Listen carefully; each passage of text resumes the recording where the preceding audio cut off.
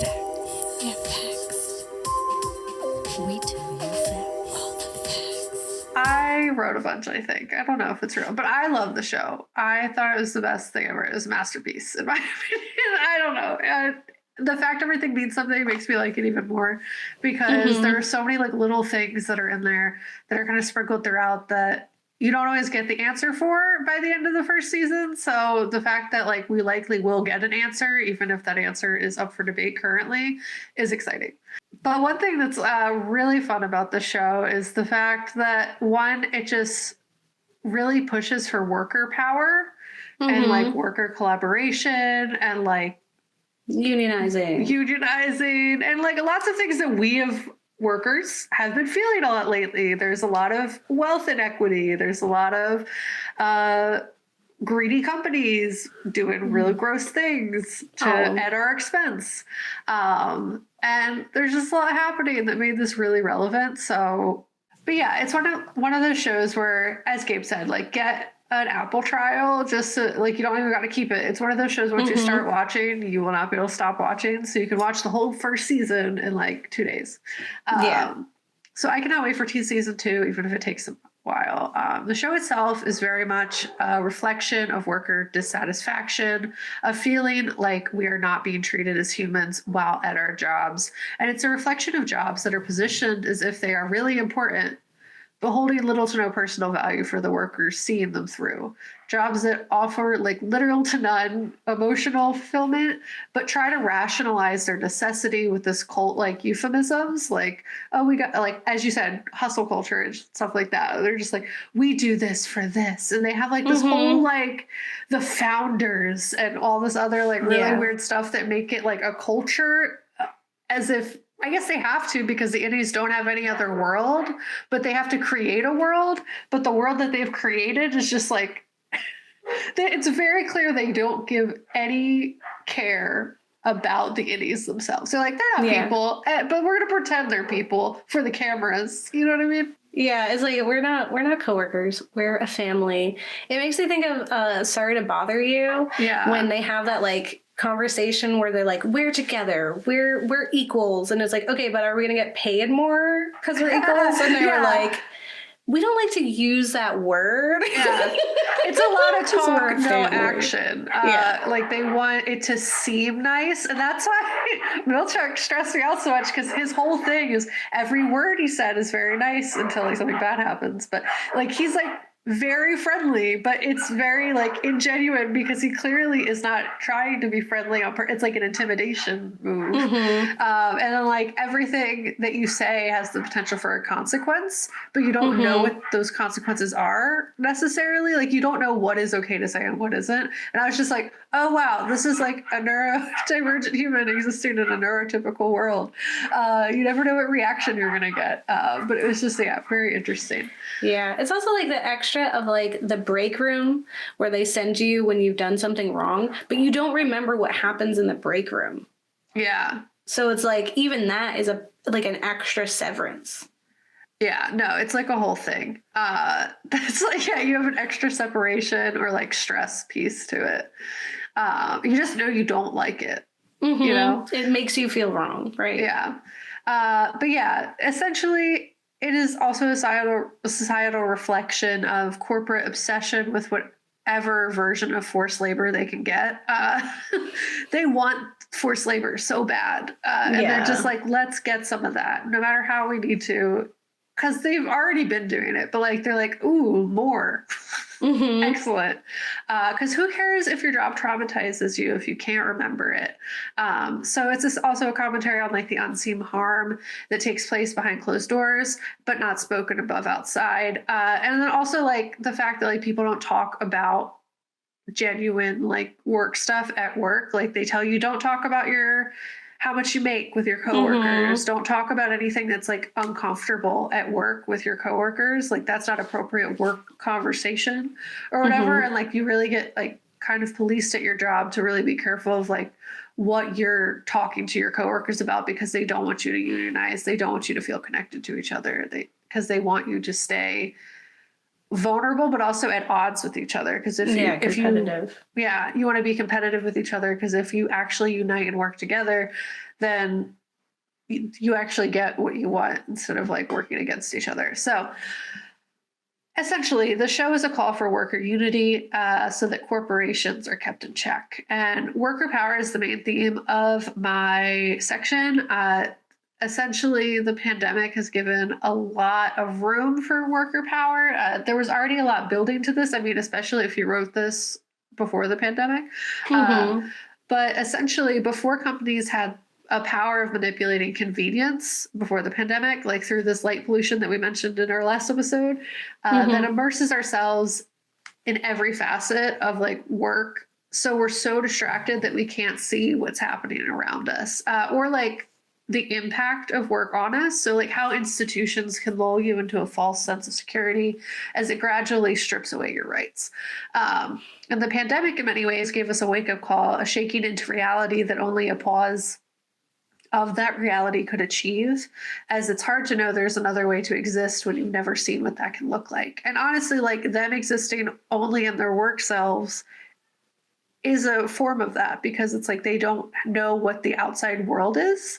So they don't know what they're missing. They just have a feeling that something's missing. And then you really get to see, like, once they finally do get some information about what the outside world is, oh, they're ready to like rally, you know? But the pandemic has opened up a lot of people's eyes to what life can be without all those distractions from the jobs. So in a Vox article titled, "It's Still Possible to Get What You Want at Work, The Era of Worker Power Isn't Over" by Ronnie Mala, they say, how we got here and even where here is complicated. At the start of the pandemic, companies laid off workers en masse, causing unemployment to jump to the highest rate since the Great Depression and leaving workers with very few options and little leverage. Then, thanks in part to the government stimulus, the economy came roaring back, and employers could not find enough workers to staff their operations. This ushered in an era of worker power dubbed the Great Resignation, in which workers were readily able to quit their jobs in exchange for better offers, driving up wages and prompting employers to propose all sorts of perks. Extending unemployment benefits came and went, but worker power remained. And the pandemic also showed many people how awful their companies that they worked for were, and how thoughtless and cruel corporations could be. Because like you spent all this time being loyal to a company and then they laid you off the second things hit the fan. You know what I mean? Like, so you're like, okay, so loyalty means nothing. I don't need to stay here. I can leave and find something better. They're not going to be loyal to me. And they showed that to me in this. So why would I be loyal back? It really kind of like gave some reality to the distraction that was. So it also highlighted for many people what they were willing or weren't willing to do for a job. Risky lives needed comparable compensation to be worth it, and many people felt like it wasn't. And if like the world wanted normalcy back in any way, companies would have to pay up for it because people were not willing to risk their lives at the same level. So we saw wage increases, governmental support, and other programs that had previously been stated as not possible suddenly given freely. And we were painted a different picture of what could be done by our government as well as companies. And it gave workers a window into what could be. And this window has strengthened the movement, similar to how a glimpse from the outside for the innies is what strengthened their resolve to escape. So we've been given a view, and now we all want out. We're like, nah, this sucks. Yeah, like this isn't a good time. I hate it. So in another Vox article titled "Severance's Workplace Brutality Isn't Sci-Fi and Neither is Worker Power," they say Americans are quitting in droves. Companies paying poverty wages are having a hard time finding and retaining workers. Highly paid digital workers don't want to return to the office. The pandemic has stripped away the padding that made white-collar jobs bearable. Lunches with coworkers, Starbucks runs, breaks in fresh air, leaving only the rotten core of actual work behind. So as you said, Gabe, they took all the good stuff. All like the part you liked is gone now. So like, why be here? And the message that Severance wants us to take away is that we have power. The companies in reality need us, not the other way around. And that if we work for with our coworkers and build camaraderie that extends even outside the workplace, that we can make meaningful impact in our daily lives. We see this in the show where any authentic communication takes place on the severed floor is like a signal like, oh, something real is happening. We're actually connecting. We're finally like taking off those like really scary smiles and having a conversation. And it's in those moments that the severed employees find their drive to rebel, especially when they like finally like just connect as people. So essentially, this makes them realize that they're not alone with their feelings. And Helly, as a character, essentially acts as this like force to make everyone face their problems head on because of her just like very open and blatant rebellion. Like before, they're kind of like they were rebelling, but they were being quiet about it. You know what I mean? Like they were doing it in secret. And she's like, I don't care if everyone knows I hate it here. They will know. If the anything, quiet quitting. Yeah, versus... like that is the rebellion. You know what I mean? And she's like, I don't even care if I die. I don't care what happens. I'm sending a message. And this kind of like any means necessary energy acts as like an ignition for more radical change. And the severed floor acts as a reminder for where we could end up if we allow corporations like Lumen to run unchecked. By preserving our autonomy, our genuineness, and our connection with each other, we protect ourselves. And we protect worker power. So the result that we've seen as a result of this increase in worker power is increased wages, better workplace environments, and more meaningful incentives for staff that extend beyond like empty pizza parties, as Gabe said. Give us some health insurance, give us some days off, give us stuff that actually matters. Give us raises. All that money you spend on pizza, you know what, even better? Yeah. That work retreat, I didn't need it. You know what I needed? Money. Yeah. I need some time off. Yeah, exactly. Like, you know what would really solve my burnout more than this like meeting that we're having? Not working. Yeah, not having a meeting. Yeah. Get rid of them. So yeah, the show acts as a warning against things like company towns as well as like things that keep workers enclosed, dependent, and vulnerable. So the situation that the innies are in is very similar to that of a worker town in that like there's no escape from work. All their life is work. And in a PBS documentary titled Slavery by Another Name, they overview the history of company towns and speak to people who grew up in them. So like people who had lived experiences. I watched some of the videos and like clips from it, but essentially they give a like overview of what it's about. And I just thought it was interesting. So if you want to check it out, it does kind of give a nice overview of what company towns have been in the United States, as well as like their impact on like real human beings that you get to like hear the stories of. So in remote locations such as railroad construction sites, lumber camps, turpentine camps, and coal mines, jobs often existed far from established towns. As a pragmatic solution, the employer sometimes developed a company town where an individual company owned all the buildings and businesses. And in some situations, company towns developed out of a paternalistic effort to create utopian worker villages. There's like times where it worked, where churches, schools, libraries, and other amenities were constructed in order to encourage healthy communities and productive workers. So like they made like nice places to live for people. And saloons and other places or services believed to be negative influences were prohibited. So you're also getting this like control influenced by the company town. But in a lot of cases, the company town's motivations were less ideal. The remoteness and lack of transportation prevented workers from leaving for other jobs or to buy other independent merchants. In some cases, companies paid employees with scrip, so not money, just money that worked in the town, that was only good at company stores. And without external competition, housing costs and groceries in company towns would become exorbitant. And workers built up large debts so that they essentially weren't allowed to leave till they paid them off. So through these existence in company towns, end up being like enslaved to these companies. Yeah, indentured servitude. Yeah. So company towns often house laborers in fenced in or guarded areas. So as we see in Severance, they do that.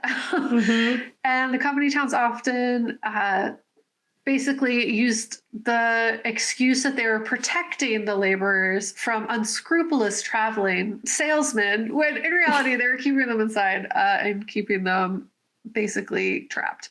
As they say in Severance multiple times, are we trapped here? Yes. In the South, free laborers were and convict laborers were often housed in the same spaces and suffered equally terrible mistreatment. So people who like went willingly and people who did not all kept together and treated equally terrible. It's also just like going back to the scripts thing. That's insane. Yeah. That means they're not paying any money. No. Yeah. It's just slavery. What? Okay. Yeah. I'm like really mad about it. There's a whole documentary about the history of company towns. That's so gross. As a fun fact, company towns in modern days exist. Yeah, Amazon. Yep. As hubs for like Amazon and Facebook, even Google's trying to get in on it a little bit. Amazon has transformed the bulk of Seattle specifically into company-owned property.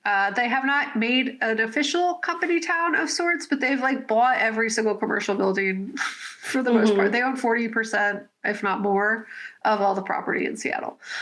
So Facebook has also done a similar thing, but like to the next level, and they're working to create a town called Willow Village in Merlo Park, California. What was so weird about researching this is the last article I could find about it was in 2022. And it was like, it's in development. This is like what's happening. It's coming soon. Facebook's so pumped about it. You know what I mean? Yeah. And there's been nothing in 2023. So I'm like, that's sus. Like what happened? What has been developing in 2023 that that's like such you a can't Facebook talk meta about? thing. And also like Facebook owns like half the media. So like, of course, if they don't want people talking about it, they're not going to talk about it. So like what happened? There's probably like BlackRock towns that we just don't know about. Yeah. So essentially there's like different types of industry towns and they have similar impacts, but with different implementation. The Amazon strategy is to buy up all the commercial property, limit competition, basically make living that, but like also like fuel the economy there. So essentially they just make it a commercial hub so that all living amenities go up. Rent increases, infrastructure costs increases because of the economic demand for living in these areas. So the Facebook method is a little different in that they're like kind of trying to create like a whole town that just is Facebook. They want script, you know what I mean? They're trying to create a situation where like everything you need is in this little town. Why ever need to go another place? And all your money, everything you own and all the things that you need are all here. So I feel like it would not be preposterous to think that Facebook would eventually stop paying people money and would instead start paying people for all the amenities that they get to receive. The metabucks. Yeah. Oh my God. Yeah. Or like, or like the metaverse, like to exist there. I don't even know. Yeah. So it says in this instance, it seems like Facebook's incoming creation will mimic a Lumen structure without Severance currently, but like the metaverse provides so many opportunities for weird brain stuff to happen.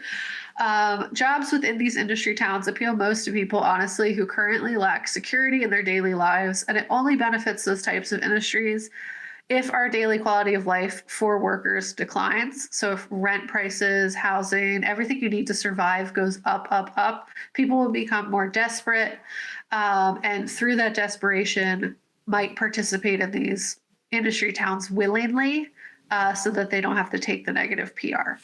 Just like Sorry to Bother You. Yeah. And the platform. Yeah. And Severance. Because like half the people, they go in willingly, but then once they're there, they can't leave. You know? There's also a decent amount of commentary on workplace conditions and the way offices are designed around limiting worker communication, access to sunlight, etc. A lot of workplace culture has developed, I think, since the original writing of this. Like cubicles died in 2000 for the most part, not exclusively, but like a lot. And essentially a lot of workplace environments changed, as you said, Gabe, to like being open and everyone like could see each other. And you got all these like weird chairs and like color schemes for what? Yeah, like amenities of sorts. But the workplace environments have changed for the most part in positive ways, with like I read a bunch of articles and there's like a bunch that have accepted that millennials want standing desks and like, you know what I mean? Like they're more likely to say yes to little amenities. Like I'll buy your computer. Sure. I'll get you a standing desk. If you want to take a nap, that's chill. But like they're more willing to accept like the workplace amenities that millennials will be more, and Gen Z honestly will be more likely to demand, whereas like established companies that have housed the bulk of like boomer and Gen X populations are significantly less willing to be welcoming to that kind of environment because they're like, this has always worked, why would we change? Has it always worked? But yeah, so essentially, in actuality, workplace amenities and like general environments have improved. We're not in a space like they don't want windowless rooms and stuff like that. They're like the Industrial Revolution and the windowless factories and stuff like that still exist somewhere, but they have been trying to cut down on it. Mostly, I assume, because of the negative PR.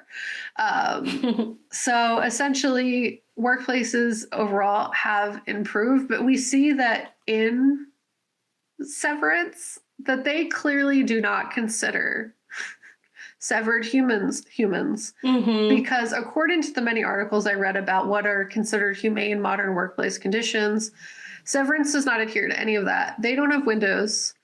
They continue the utilization of cubicles, the empty and seemingly purposeless space that really has like nothing going on, like the floor and the fluorescent lights, gross screen carpet, fluorescent lights, white walls that like have no decorations other than like these weird murderous paintings. Like all this space that's not being utilized, that just makes everything feel kind of weird. And these like hallways to nowhere and all these like kind of meaningless little incentives that don't do anything and don't mean anything to somebody who like never leaves the space all exists there, which kind of showcases like how little they see severed people as people.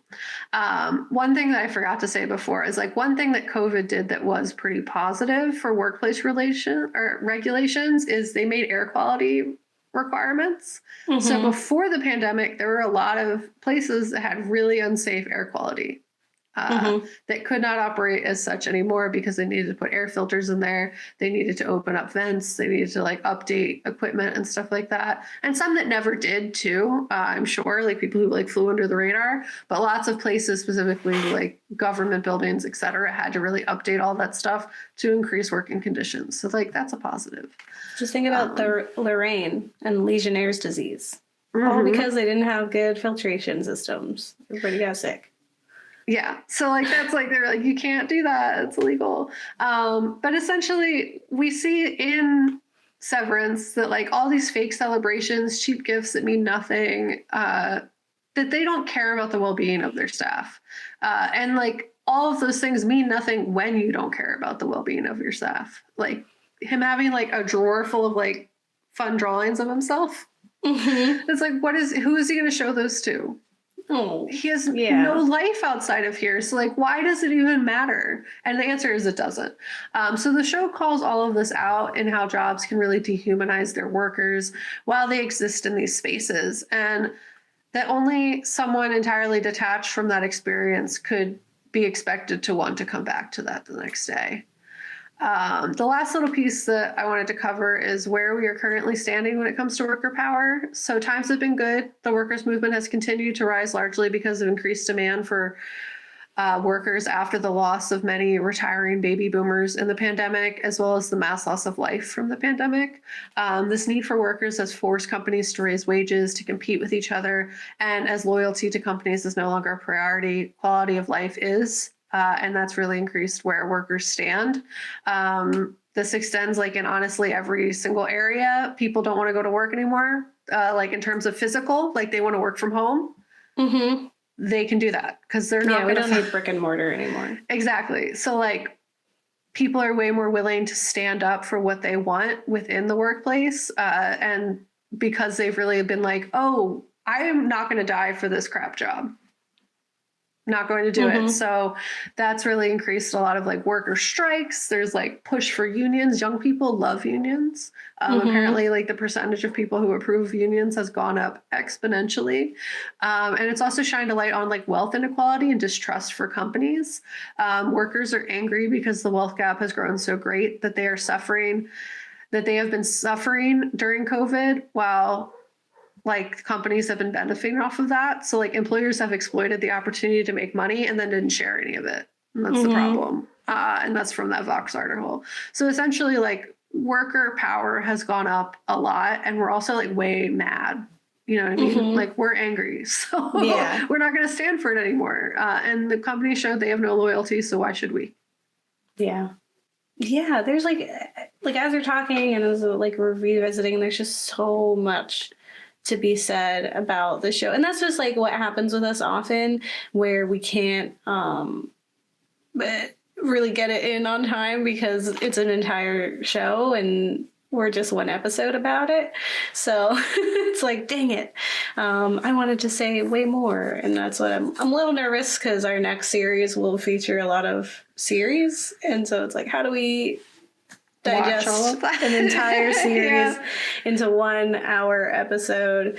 But we're going to give it a shot. I think there's like themes that have been covered in this that are covered elsewhere. I do think this does it in a really consumable way that's charming as well. Like you really, really care for the characters and you want to know, and I think it is relieving to know that they have a point, that they have an idea and they're not gonna, because how many times have we watched like a show and then it's like, actually, it's canceled or no one knows what's going on. I saw one of the signs for the protests for the writer's strike was like, pay us more money or I'm going to spoil season 2 of Severance. I was like, give them the money. Oh my God. And like the whole show is calling out, like not giving workers what they want. So they better.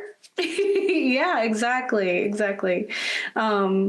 Yeah, I hope the people writing it felt just like inspired. You know what I mean? Mm-hmm. We're like, yeah, I don't need to take this. Let me go protest. Thanks, guy, for giving us this idea. Yeah, I'm sure he's like down with it too. It might even be. Yeah, I mean, Postmates. He gets it. He knows the struggle. Yeah. He wants money too. Yeah, and it's just like, there's a demand for respect, and I think that's really valid, and I love that it has come through. We can absolutely put together another ways to help section, maybe to inspire where you can find resources to come together. Maybe like a little like, what is a union? How does that work? How can you make one yourself? Have that linked. So yay. Yeah, I need to figure out where it is in here, but it's in here. That's great. Yeah, so we'll have that in our show notes in our ways to help. We'll teach you about unions in that way and see if that's right for you. Just remember that like unions are why we have weekends. Unions are why we don't work all the time. Yeah, it's like most European countries have a 4-day work week. Yeah, because unions are why we have sick time. And I mean, there's been... And why children aren't working in factories. Yeah, literally. They let children die in factories. So that's what they did. People are going to do the worst thing. Unless you position yourself to argue for different. You know what I mean? Yeah. I don't know. Yeah. Like the companies and people in power are going to do the worst thing. Yeah. Always. But essentially, like, one thing that was in my little thing is that lots of places that were thought to be impossible to unionize have started successfully unionizing. Like, it's been a big deal, like Starbucks, UPS, teachers, etc. Like there's been a lot of wins for unions. Amazon's next. I don't know. They're trying. Get it. Yes. Yeah. So yeah, like unions are happening. People are real, like 42% compared to like an increase in approval of unions. People want them. They're like, companies don't trust them. Trickle down economics doesn't work. Flip the tables. Take everything. And that's good. Yeah. The theme of our Horrors of Society series this year has very much been like, money isn't real and this is flip the systems. It's all a problem. Hope exists. Go forth. It's very like the opposite of Don't Look Up. You know what I mean? Yeah. It's not just doom. It's like, oh, actually, no, we have a lot of power. Let's use it. Let's work together. Let's be friends. I need to work on being more social for that to happen. But yeah, it'd be like that. But yeah, I hope you enjoyed this series. We have one more next week, and then we're moving on to something new. If you watch Severance, we'd love to hear your thoughts. Like Kat said, if you didn't like it, maybe we don't want to hear your thoughts because you're wrong. You're wrong. No, I mean, maybe there's a perspective I didn't pick up on. Maybe something weird happened, and I just don't have the right lens. But also, I hope that it's not ever viewed as bad because I love it. Yeah.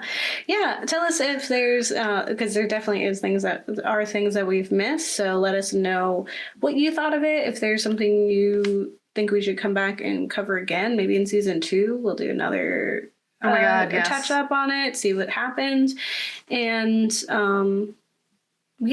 Like and subscribe, all that stuff. Yeah. And don't get married. Play with your kids.